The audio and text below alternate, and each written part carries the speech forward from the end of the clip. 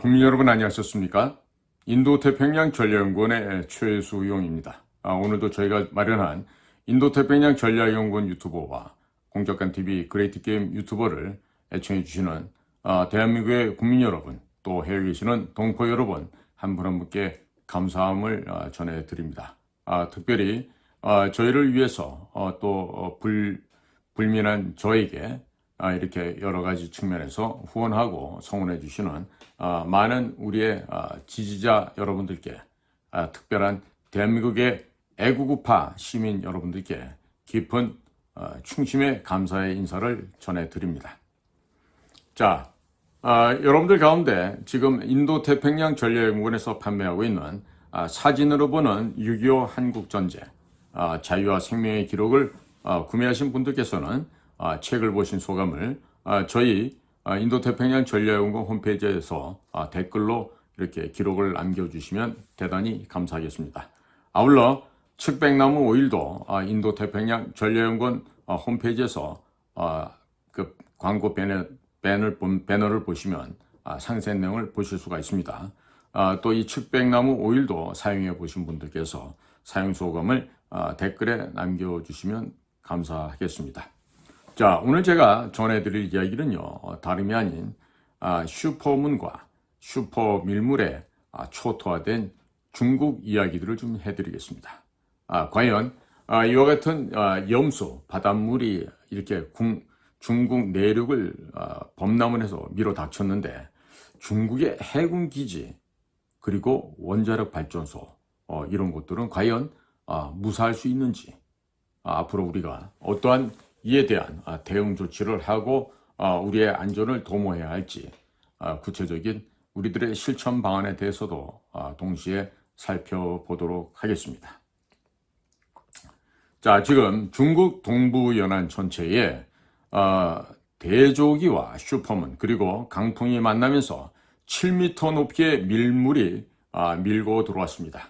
그래서 중국 동부 연안의 도시들, 조선소, 컨테이너 항구, 정유 시설들이 초토화되는 사건이 발생하였습니다. 오늘은 이와 관련된 이야기를 전해 올리고자 합니다. 자, 일부에서는 남중국해 연안 도시들도 큰 피해를 입었다는 이야기가 올라오고 있는데, 확실한 것은 동중국해 연안 도시들이 초토화되었다는 것입니다. 그 전에 중국 현재 상황이 얼마나 암울한지 먼저 소개를 해 올리겠습니다. 현재 중국은행에 돈을 넣으면 중국 공산당이 잔고를 영원으로 만듭니다. 즉 예금액이 없는 곳으로 만들어 버립니다. 그리고 중국 공산당이 다 가져갑니다. 자, 그로 인해서 중국 전역에서 수억 원, 수천만 원, 수백만 원의 개인 재산을 모두 빼앗겨 버렸습니다. 자, 이제 자신들의 재산을 빼앗긴 중국인들이 자신들의 돈을 돌려달라고 시위를 하고 있습니다. 중국 전역에서 발생하고 있는 이와 같은 현상은 거의 밀란 수준, 폭동 수준이라고 해야 하겠습니다. 중국의 지방은행들 수십 개가 이미 문을 닫았습니다. 중국 전역에서 2,000개가 넘는 은행들이 문을 닫을 것이라는 전망이 올해 초에 나왔었습니다만, 은행들이 고객의 재산을 가로채는 수법으로 지금 현재 근근히 버텨나가고 있습니다. 중국과 돈 거래를 하시는 기업들은 100%가 아닌 100만 % 돈을 떼일 수가 있습니다. 그러니 중국과 거래를 하지 마시고 중국에도 들어가지 마시기 바랍니다. 한국 사람들이 돈이 많다고 소문이 나서 납치가 될 수도 있고, 이와 같은 경우 장기 적출을 당하는, 장기 매매를 당하는 그런 피해자가 될 수 있음을 꼭 명심하시기 바랍니다. 중국에 있는 교민들께서도 하루라도 빨리 철수하시는 것이 여러분들의 목숨을 건질 수 있는 마지막 최후의 보루가 될 것입니다. 이미 중국 대륙에서는 공무원들과 군인, 의사, 교사, 공안들이 급여를 지급받지 못하고 있습니다. 제가 이들이 급여가 지급되지 않고 있다는 이런 참담한 현실은 이미 저희 방송에서도 여러 차례 해드렸었습니다. 북경과 상하이는 1년 안에 부도가 날 것입니다. 북경과 상하이도 공무원들에게 급여를 못 주고 있다는 이야기가 나오고 있습니다. 상희 씨는 은행에서 운영자금 1조 9천억 원을 대출을 받았다고 하는데 이것은 대출받은 것이 아니라 대형 사찰에, 즉 절에 가서 1조 9천억 원을 대출했는데 갚을 능력이 없으니 그냥 강탈해 온 것이 되고 말았습니다. 은행에 돈이 없으니 상해 인근의 사찰을 전부 돌면서 시주돈을 1조 9천억 유엔이나 강탈했던 것입니다. 결국 인면수심이 아닐 수가 없겠습니다. 미국에서는 도널드 트럼프 대통령 당선이 확정적이라고 할 수 있겠습니다. 당선이 될 경우 모든 중국산 제품에 대해서 관세를 60% 올린다고 하였습니다.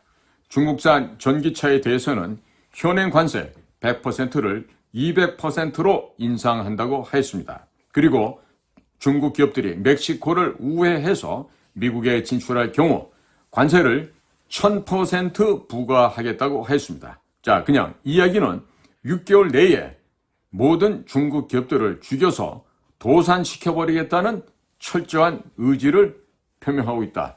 이와 같은 의미로 해석이 됩니다.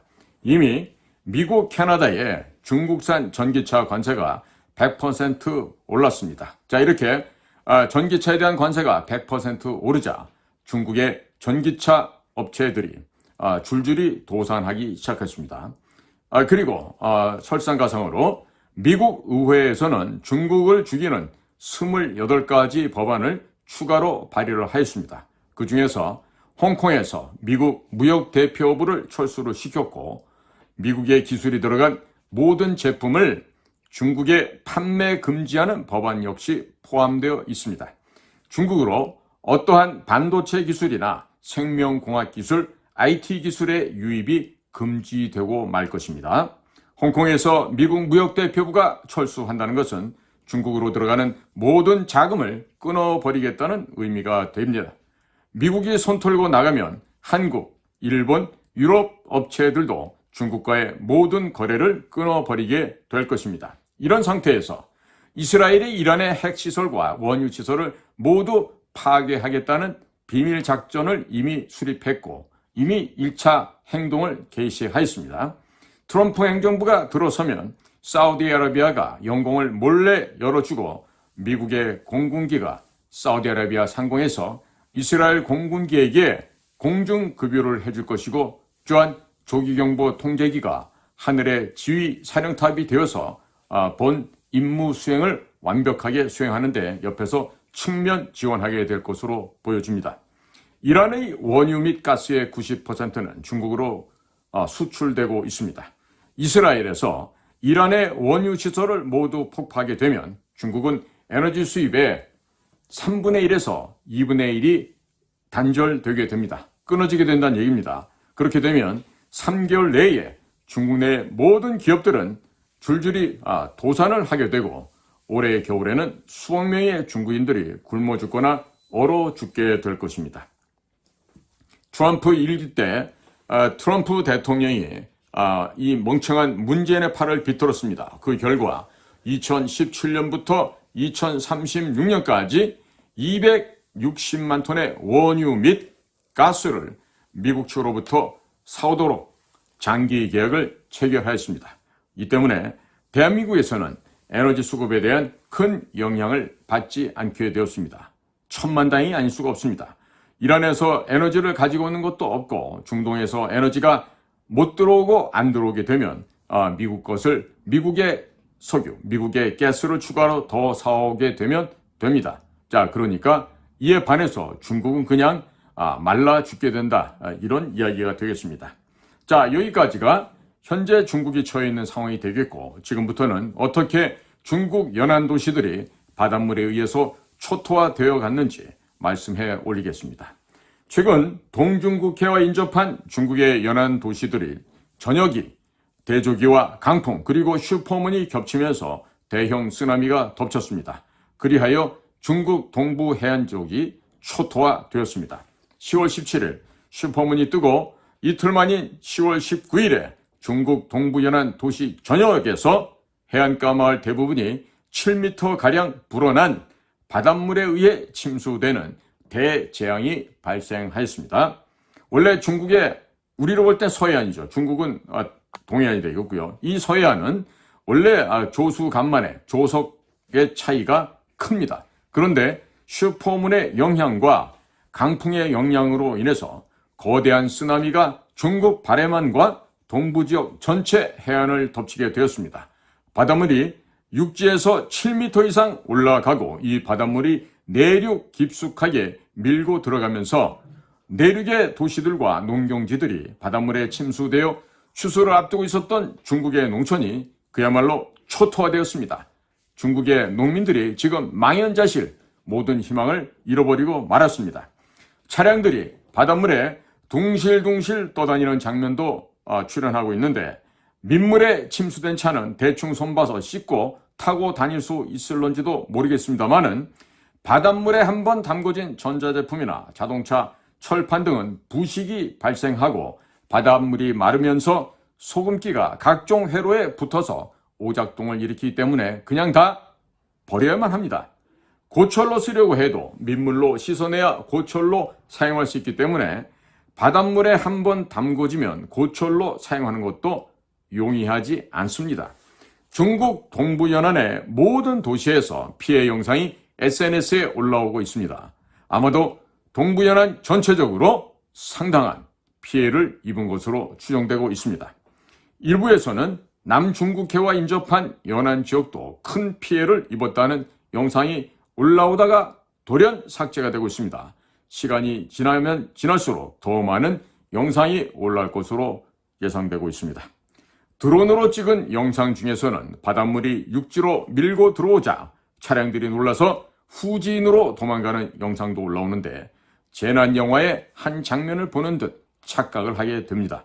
SNS에 올라오는 영상들을 보게 되면 어선들이 해안가에서 좀 떨어진 인가까지 밀물을 타고 들어와서 주택가의 지붕에 올라가 있는 영상들도 보여줍니다. 어선들이 주택의 지붕 위로 올라가 있을 정도면 얼마나 침수되었는지 상상이 안 가는 상황이죠. 소형 선박들이 서로 부딪혀서 침몰하는 영상도 올라오는 등 완전히 아비규환, 지옥의 장면 그대로라 하겠습니다. 아마도 우리나라 서해안에서 불법 조업하던 중국 어선들 대부분이 근본 슈퍼문의 영향으로 발생한 슈퍼 밀물로 인해서 상당히 피해를 많이 입은 것으로 예상되고 있습니다. 방파제와 암벽이 부서지고 바닷물에 주택과 담벼락들이 부서지는 영상들도 보여지고 상당히 많은 어선들이 육지에 올라와 있거나 주택가 지붕에 올라가 있는 영상들도 많이 보이고 있습니다. 어선들의 프로펠러나 항해 장비들이 상당 부분 손상을 입었을 것으로 추정되고 있고 상당수는 조업에 나서기 힘들 것으로 예상되고 있습니다.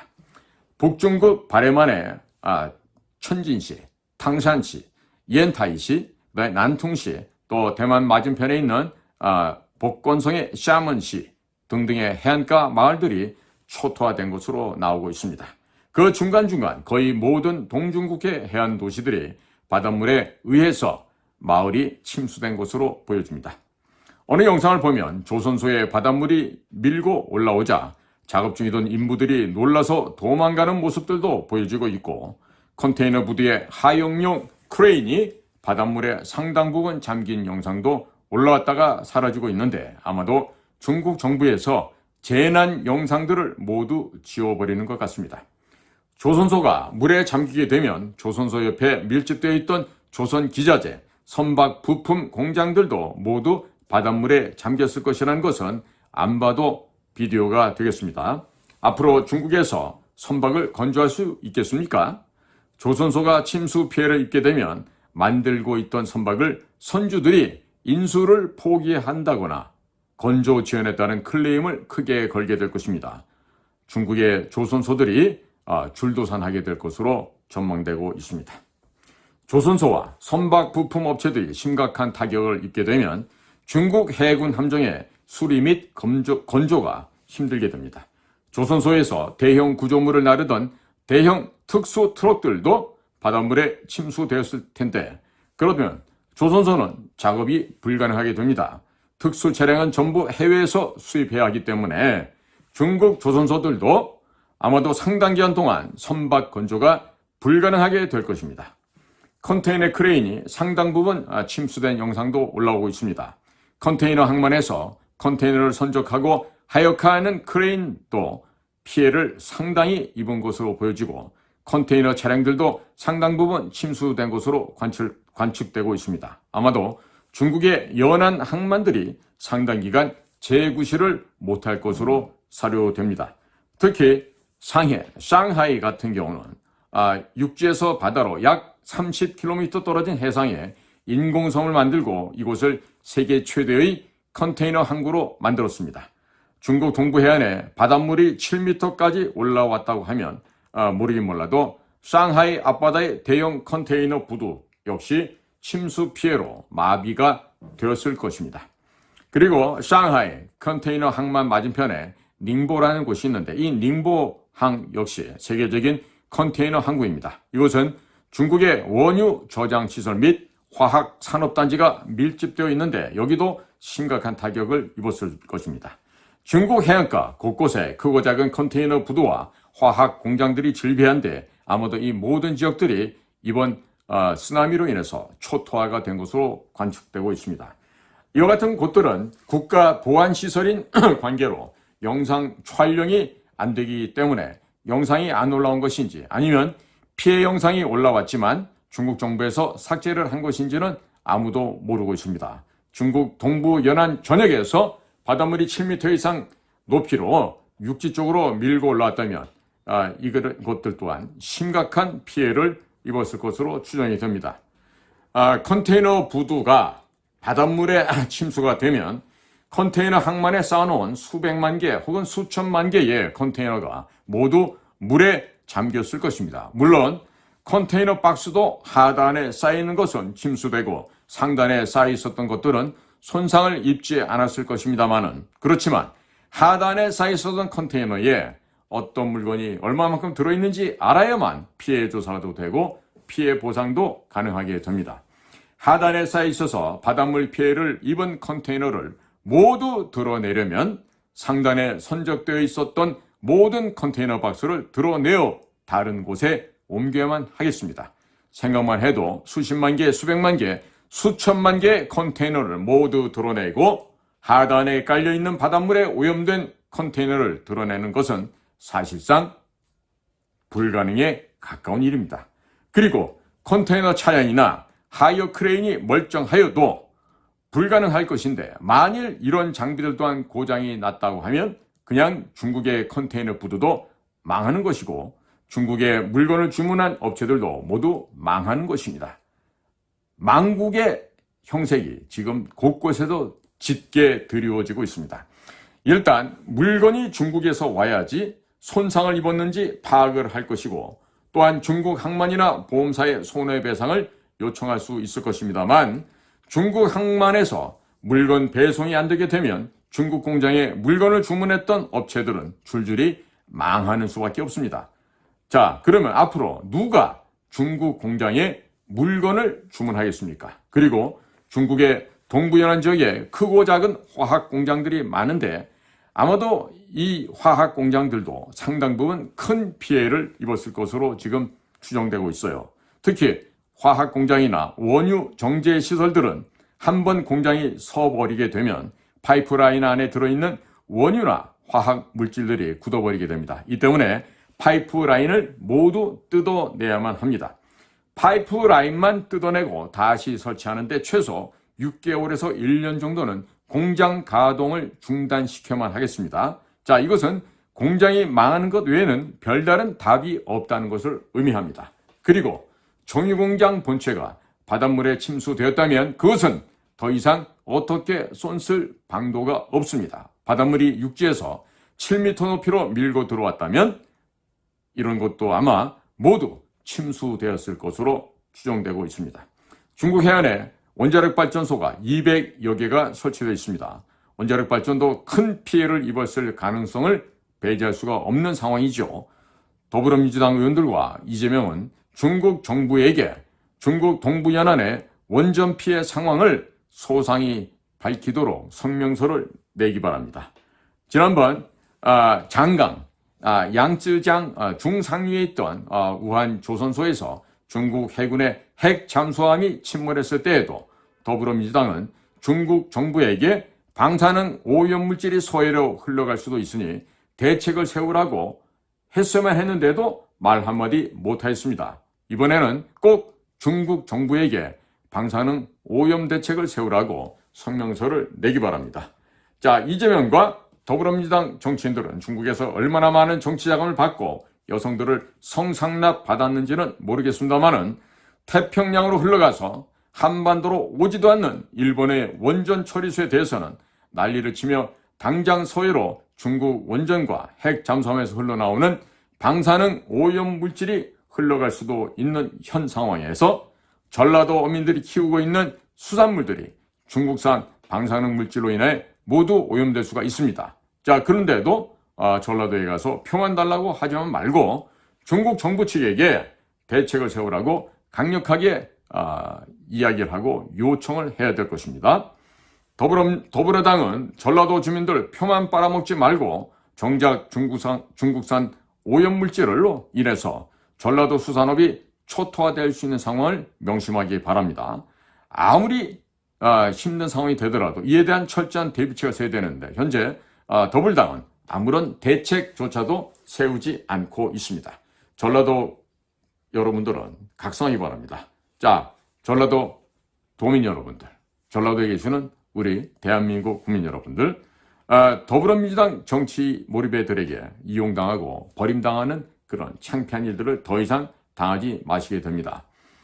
오늘 저희 방송을 보시는 분들께서는요, 더불어민주당 홈페이지나 정치인들 홈페이지 등등에 댓글로 중국 정부의 원전 피해 상황에 대해서 상세하게 발표하라고 성명서를 내라고 강력한 요청을 하시는 댓글을 달아주시기 바랍니다.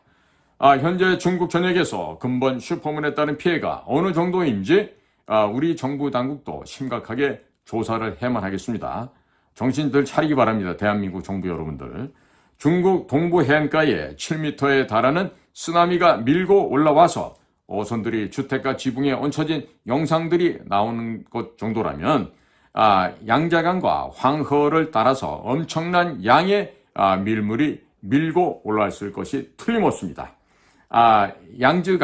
양자강 그리고 황하 상류에서는 강물이 흘러내려오고 강 하류에서는 엄청난 양의 바닷물이 밀고 올라갔습니다. 자, 이런 이 바닷물들이 양자강과 황하, 본류뿐만 아니라 연결된 지류 등에서도 동시다발적으로 범람하였을 것입니다.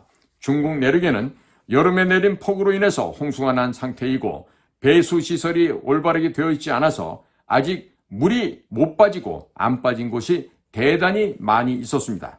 자, 이와 같이 어려운 상태에서 본류와 하천에 바닷물이 역류하여 또 다른 어마어마한 홍수 피해가 나고 염해를 입게 되면 중국 전역의 농지가 염분에 따른 피해로 농작물이 상당 기간 자라지 못하는 환경이 되어버릴 수가 있습니다.